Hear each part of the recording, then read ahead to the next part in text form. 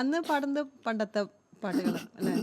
അതായത് ചേട്ടൻ എഴുതി വെച്ചേക്കുന്ന കുറെ ആ പാട്ടുകളുണ്ട്. അതാണ്. അതായത് സായുജ്യത്തിലെ പാട്ട്, ഉം. പിന്നെ പഴയ ജയന്റെ സിനിമ, ജയന്റെ ഭയങ്കര ഫാനാണ് ഓ ഞാൻ. ജയന്റെ ഫാനാണല്ലേ? അപ്പൊ ജയന്റെ ഫാൻ എന്ന് വെച്ചാൽ പുള്ളിക്കാരൻ കണ്ണും കണ്ണും. അതൊക്കെ അങ്ങനെയുള്ള കുറെ പാട്ടുകളും സിനിമകളൊക്കെ ഭയങ്കര ഇഷ്ടമാണ്. ഉം.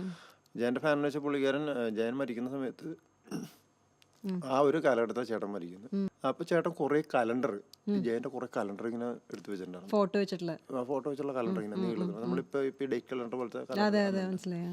കുറെ കലണ്ടർ ഉണ്ടായിരുന്നു വീട്ടില്. അത്ര ഭയങ്കര ഭയങ്കര ഫാനാണ്. ഫാനാണ്. അപ്പൊ അന്ന് ഉണ്ടായിരുന്ന കുറെ പാട്ട് പുസ്തകങ്ങളും പാട്ടുകളൊക്കെ പുള്ളി കളക്ട് ചെയ്യുകയും ചെയ്തു. അത് കുറച്ചാൾ കഴിഞ്ഞപ്പോൾ, അത് ചേട്ടൻ മരിക്കുന്നത് 81-ലാണ്, ജയൻ മരിക്കുന്നത് ഏകദേശം 80 കാലഘട്ടങ്ങളാണ് എനിക്ക് തോന്നുന്നത്. അപ്പോൾ ഏകദേശം ഒരു വർഷം കഴിഞ്ഞപ്പോൾ ചേട്ടൻ മരിച്ചു. അപ്പോൾ അന്ന് ഈ ജയന്റെ പടങ്ങളിലെ പാട്ടുകൾ അന്ന് ചെറിയ ചെറിയ ബുക്സ് ഒക്കെ ഇറങ്ങുമായിരുന്നു. ഈ സിനിമ ഇറങ്ങുന്നതിന്റെ ഒപ്പം തന്നെ ബുക്സ് ഇറങ്ങുമായിരുന്നു, പാട്ട് പുസ്തകത്തിന്റെ.